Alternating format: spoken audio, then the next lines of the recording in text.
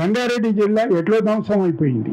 పండ్లు పండేది, కూరగాయలు పండించేది, కొత్తిమీర పుదీనా దగ్గర నుంచి రకరకాలైనటువంటి ఆకుకూరలు పండించేటువంటి స్థలం ఇది.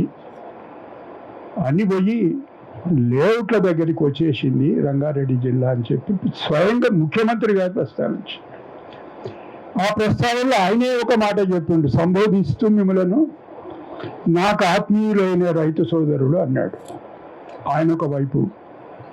తుమ్మల నాగేశ్వరరావు గారు, ఆయన వ్యవసాయదారుడు, వ్యవసాయం అంటే విపరీతమైనటువంటి ప్రేమ అభిమానం ఉన్నవాడు, ఏదైనా చేస్తే బాగుండు అని తహతహలాడుతున్నట్టు మనకు కనబడుతుంది. ఇంకొక పక్కనేమో రైతు కమిషన్ అధ్యక్షుడు కోదన్ రెడ్డి గారు, స్వయంగా రైతు. ఆయన పొలంలో పనిచేసేటప్పుడు నేను చూసినా, నా పొలంలో పనిచేసేటప్పుడు నన్ను చూసిండు ఆయన. ఇది జాగ్రత్తగా వినాలి, అందరూ వేదిక మీద ఉన్న వాళ్ళు కూడా జాగ్రత్తగా వినాలి.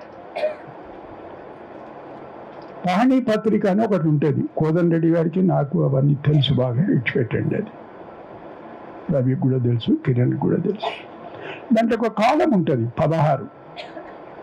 ఆ 16లో ఏముంటుందంటే వాస్తవముగా సాగు చేయవాని పేరు, విధానము, వివరాలు.